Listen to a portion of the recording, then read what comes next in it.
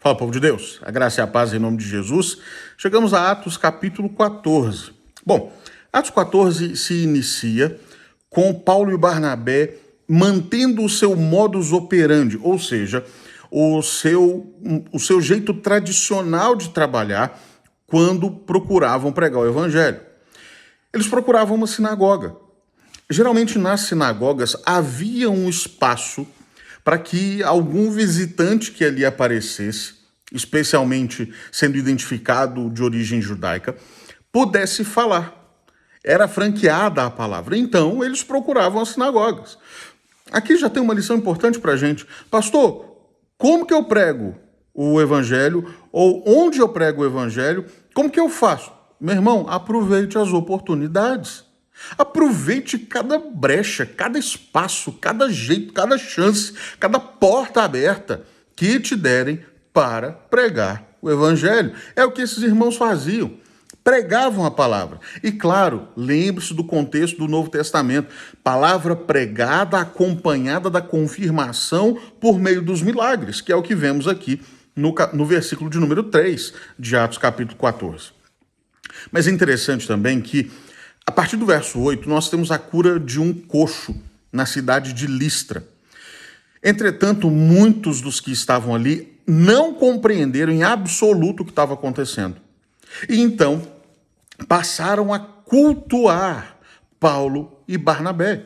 Atribuíram a esses homens o poder de divindade, divindades pagãs. Diz o texto sagrado que a Barnabé chamavam de Júpiter e a Paulo chamavam de Mercúrio, porque este era o principal portador da palavra.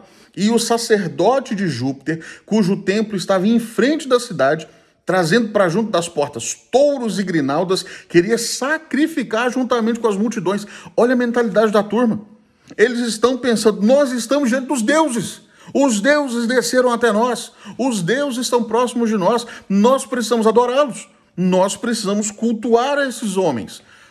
É claro, a reação de Paulo e Barnabé é muito preciosa e um padrão para ser seguido por nós. Eles não aceitam glória, não aceitam adoração. Versículo 10,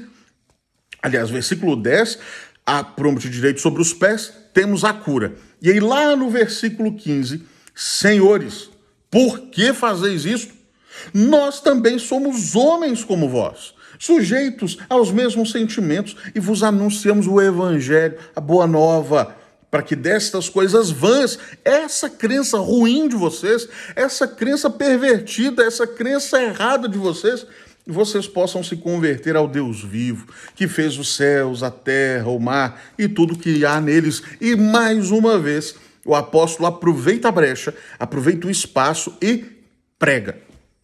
Paulo não perde chance, Paulo não perde oportunidade, a gente precisa aprender isso com ele. Nós temos perdido muitas oportunidades. Por vezes, irmãos, temos perdido oportunidades ficando em discussões tolas. Perdemos oportunidades focando nossa mente, nossos esforços, nosso trabalho em discussões que não vão levar a absolutamente lugar algum. Enquanto isso, Paulo pregava. Paulo aproveitava a chance, aproveitava o espaço e mesmo nos momentos mais desafiadores permanecia fiel. Curioso que no versículo 19 o texto nos diz que Paulo foi apedrejado. Olha que negócio. Versículos antes, Paulo está sendo adorado. Versículos antes, Paulo está sendo ovacionado. As pessoas olham para ele e enxergam nele um Deus. Agora, ele é apedrejado. É o paradoxo da vida cristã. Haverá momentos de paz, tranquilidade, haverá momentos tranquilos e pacíficos como um todo, haverá momentos de intensa perseguição. Haverá momentos de luta, haverá momentos de dor, haverá momentos de tribulação, haverá momentos de trabalho. Paulo está vivenciando tudo isso e é interessante que ele traz agora a realidade para o nosso coração, no versículo 22. Quando ele se aproxima daqueles irmãos que estão, diz o texto sagrado, em Listra, Icônio e Antioquia, Paulo poderia estar carente de atenção. Eu fui apedrejado, eu fui perseguido, ninguém me ajudou. Não. Paulo volta nessas igrejas e diz o texto sagrado, ele anima os irmãos, ele encoraja o povo, fortalece a alma dos discípulos, diz o texto, exortando-os a permanecer firmes na fé e mostrando que através de muitas tribulações nos importa entrar no reino de Deus. Vida cristã é isso aí. A vida cristã é passar pelas perseguições, tribulações e dores, mas tendo a plena convicção de que temos vida no reino de Deus. O texto continua no verso 23, mostrando que as igrejas vão ganhando forma, vão ganhando corpo, vão sendo efetivamente organizadas. O texto nos mostra que os irmãos promovem em cada igreja a eleição de presbíteros. Deixam, então, liderança local. Por quê?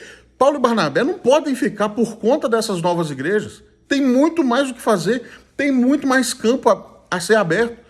Então, constituem igrejas locais, constituem lideranças locais, presbíteros que vão, a partir dali, ensinar a verdade do evangelho. E delegam esses irmãos, esse é o sentido do termo encomendaram aqui, delegam esses irmãos a essa missão. O texto nos mostra no seu final, verso 24 a 28, que eles retornam. Retornam por quê? Retornam, diz o texto, para relatar quantas coisas fizera Deus com eles e como abrir aos gentios a porta da fé. Obra missionária requer prestação de contas, requer relatório. Às vezes nós, presbiterianos, somos os reis dos relatórios, mas relatórios importam. Relatórios importam para que o nome de Deus seja glorificado, para que o nome de Jesus seja exaltado. Veja que o texto está dizendo, eles relataram, fizeram um relatório, portanto, do que Deus estava fazendo. Olha, vocês nos enviaram para a missão, nós fomos, e olha o que Deus fez por nosso intermédio. Portanto, isso animava a igreja ainda mais a continuar no seu propósito de avançar em missão.